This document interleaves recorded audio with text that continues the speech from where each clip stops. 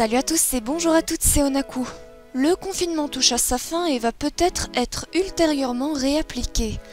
Mais pour ceux et celles qui souhaiteraient regarder une petite série animée avant ou après la fin du confinement, j'ai ce qu'il vous faut. Vous avez lu le titre, aujourd'hui je vais vous présenter un animé que j'ai regardé depuis un moment, il s'agit de Sanrio Boys. Sanrio Boys parle de lui-même de son titre, parlant de garçons qui sont tous fans de la licence de Sanrio, dont la célèbre Hello Kitty en fait partie. Voici le synopsis.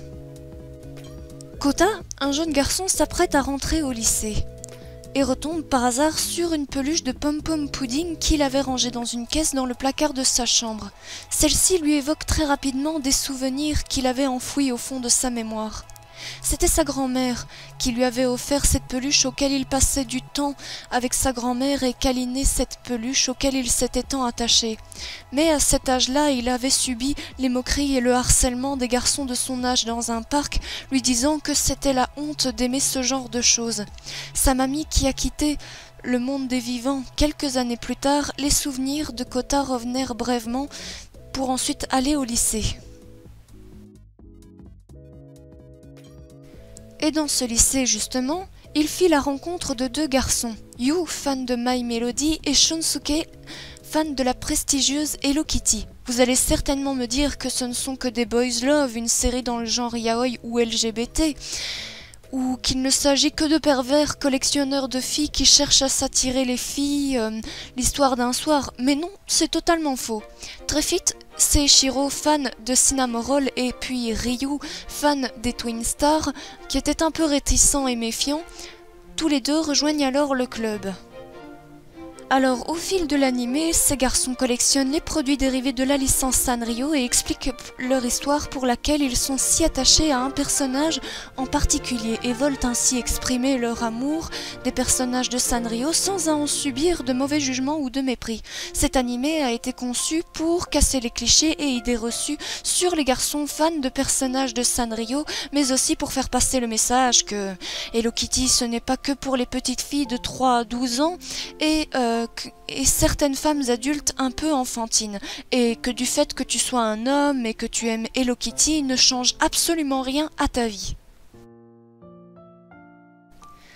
D'ailleurs, je pense que l'idée vient d'une inspiration de la vie d'un policier à la retraite au Japon, appelé Masao Gunji, dont son impressionnante collection de produits d'Hello Kitty est d'une valeur estimée un peu plus de 234 000 yens, soit environ 2000 €.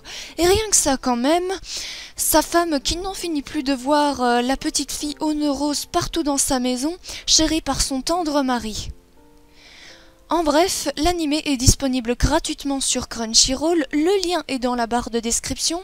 Moi j'ai vraiment bien aimé cet animé. Maintenant le petit hic, c'est que certaines photos de magasins et du parc d'attractions Sanrio Puroland ont été peut-être un peu trop sollicitées pour donner des décors plutôt réalistes. Et toi?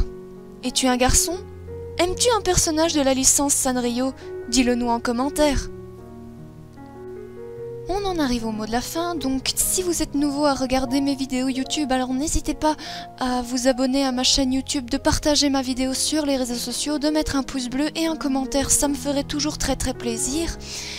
Moi, je n'ai plus qu'à vous dire de vous laver les mains, de prendre soin de vous et surtout de faire attention parce que voilà, le coronavirus court toujours, donc... Moi je vous dis à très bientôt pour de prochaines vidéos et comme toujours, bye bye boo, sayonara, minasan.